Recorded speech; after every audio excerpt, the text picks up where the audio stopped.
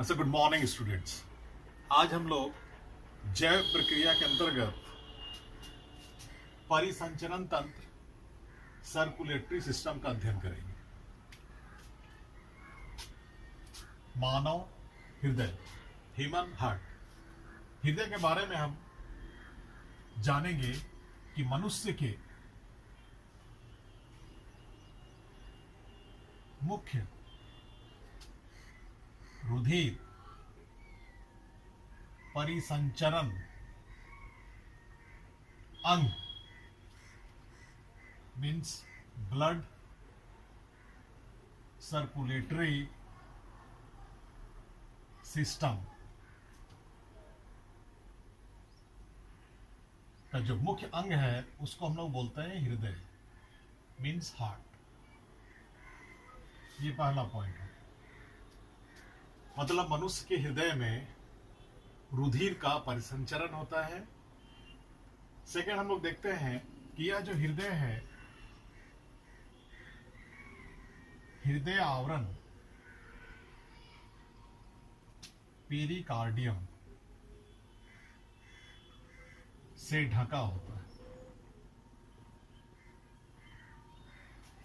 यह पेरिकार्डियम क्या काम करता है कि हृदय को बाहरी चोट से बचाता है। यह जो हृदय है यह एक पेशीय अंग है। हृदय एक पेशीय अंग है। हम लोग नेक्स्ट देखते हैं कि हृदय कितने भागों में बटी होती है। ये जो मानव हृदय है, मानव हृदय 4 कोष्ठकों में बटी होती है।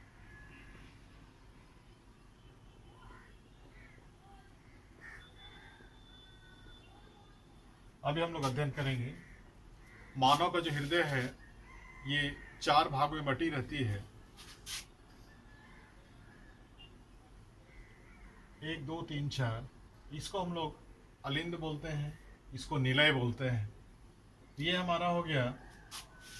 एनाटॉमी में जब भी हम लोग देखते हैं तो हमारा जो बायां वो दाहिना हो जाता है और दाहिना वो बायां हो जाता है। तो ये बायां अलिंद, दायां अलिंद, बायां निलय और दायां निलय। क्लास 9th में हम लोगों ने पढ़ा है कि जो मत्स्य है, जो मछलियां हैं, तो मत्स्य ग्रुप का जो हृदय होता है वो 2 कोष्ठक में बटा होता है। और सरीसृप वर्ग के जितने भी जंतु हैं, मगरमच्छ को छोड़कर, उनका जो हृदय है वो 3 कोष्ठकों में बटा होता है। तो आज हम लोग मानव हृदय के 4 कोष्ठकों में जो बटी होती है उसका हम लोग अध्ययन करते हैं। यह जो मानव हृदय है यह एक पंपिंग ऑर्गन है, पंपिंग अंग है।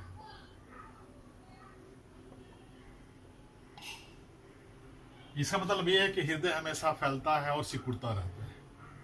जब हृदय फैलता है तो उसको सिस्टोल बोलते हैं, जो सिकुड़ता है उसको डायस्टोल बोलते हैं। हृदय के फैलने को हम लोग सिस्टोल और सिकुड़ने को डायस्टोल बोलते हैं। और जब हृदय एक बार फैलता और सिकुड़ता है तो उसे हम लोग एक हृदय की धड़कन बोलते हैं। एक हृदय की धड़कन। और हम लोग को मालूम है कि 1 मिनट में हमारा हृदय कितने बार धड़कता है, तो ये 72 बार धड़कता है। मानव हृदय 1 मिनट में 72 बार धड़कता है। मतलब 72 टाइम्स वो पर मिनट फैलता और सिकुड़ता रहता है। इसमें 2 चीज हम लोग रुधिर वाहिकाएं के बारे में जानेंगे। ब्लड कैपिलरीज, इसमें एक है हमारा धमनी जिसको आर्टरी कहते हैं, और दूसरा है सीरा जिसको वेन कहते हैं। हम लोग अभी पढ़ेंगे। धमनी में क्या होता है कि जो ऑक्सीजनित रुधिर है उसका परिसंचरण होता है, और सिराओं में क्या है, वी ऑक्सीजनित रुधिर का संचरण होता है। हम लोग कहीं जाते हैं ब्लड टेस्ट के लिए, तो यहाँ पे वो रबर बैंड बांध देता है और बोलता है मुट्ठी बांधिए। तो मुट्ठी बांधने से ये जो दिख रहा है ब्लू ब्लू कलर का, जिसे हम लोग अपनी भाषा में नस बोलते हैं, एक्चुअली ये सिराएं हैं। तो ये सिरा जो है, वेन, ये क्या काम करती है कि ब्लड को शरीर के सभी भागों से लेकर हृदय तक पहुंचाती है। यहाँ पे फिल्ट्रेशन होता है, और फिल्ट्रेशन के बाद वो जो ऑक्सीजनित रुधिर है धमनी के द्वारा शरीर के विभिन्न भागों में पहुंचा दिया जाता है। तो this is all about heart. Human heart is a main circulatory system. It is covered by pericardium. It is a muscles organ. It has 4 chambers. It is pumping organ. One systole and one diastole is known as one heartbeat, 72 times per minute.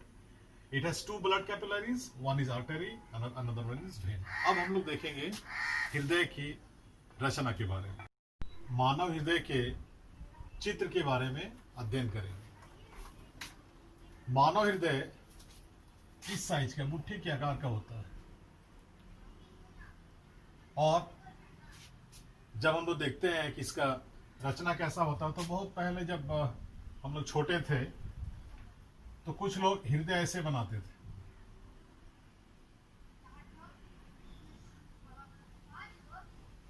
और कहते थे नहीं ये heart है, दिल है। और तो और कुछ लोग ऐसे करके तीर निकाल देते थे। व्हाट डज इट मीन, पता नहीं। लेकिन आज हम लोग देखेंगे क्लास 10th में कि मानव हृदय का चित्र होता कैसे। अभी हमने कहा कि मानव हृदय जो है वो मुट्ठी के आकार का एक कोशिकीय संरचना है, और ये 4 कोष्ठकों में बटी होती है। देखते हैं हम लोग।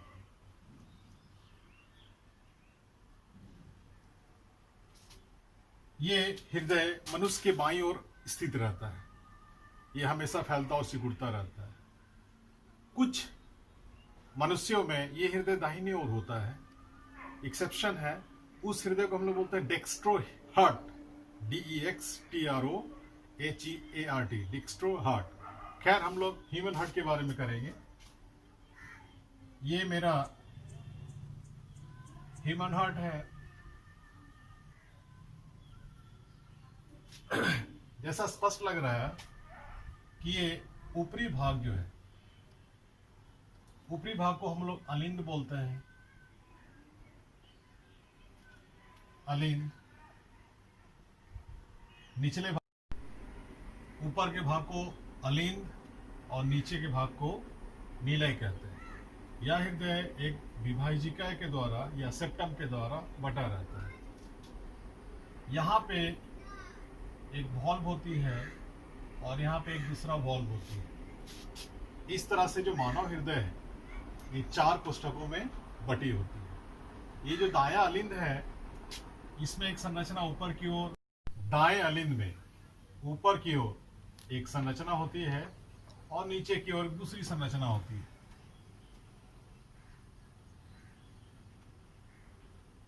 इस संरचना को शरीर के हृदय के ऊपरी भाग का महाशिरा कहते हैं, तथा इसे निचले भाग का महाशिरा कहते हैं। उसी प्रकार यहाँ पे भी 2 संरचनाएं पाई जाती है, जिसे हम लोग फुफ्फुस धमनी कहते हैं।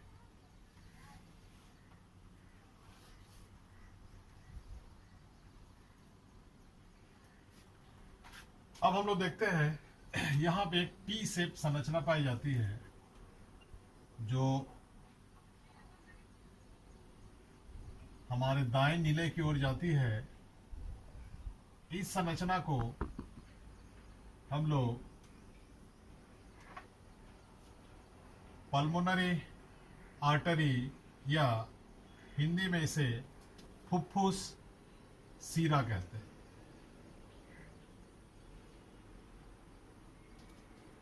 ये दो भागों में बटी रहती है, टी शेप है। इसके बाद यहाँ हाफ एस, ये एस शेप का स्ट्रक्चर होता है जो ऐसे करके घूमकर हमारे बायां नीले में जाती है।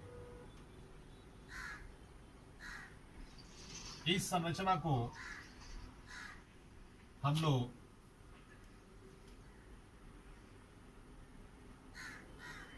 एरोटा कहते हैं।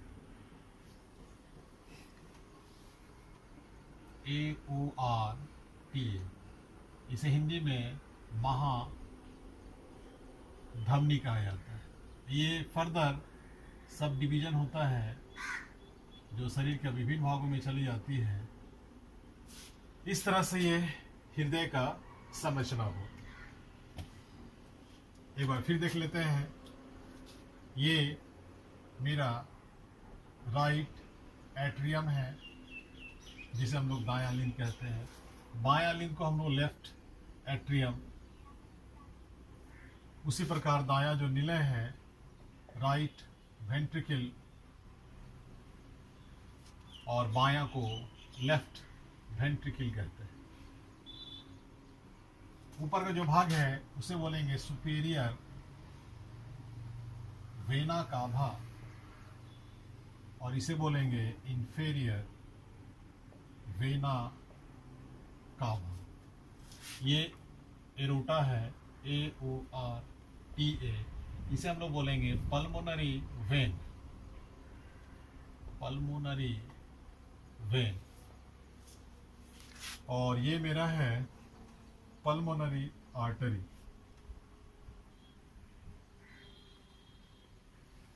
तो this is the structure of human heart. इसमें हम लोग देखते हैं कि परिवहन किस प्रकार होता है, क्योंकि हमारा जो हृदय हमेशा फैलता और सिकुड़ता है। तो यहां से हम लोग देखेंगे कि शरीर के विभिन्न भागों से जो दो प्रकार की ब्लड कैपिलरीज हैं, एक धमनी और एक सीरा। तो सीरा क्या काम करता है कि हमारे शरीर से विभिन्न भागों से ऑक्सीजनित रुधिर हृदय तक ले आता है, और फिर धमनी के द्वारा ऑक्सीजनित रुधिर शरीर के विभिन्न भागों में चली जाती है।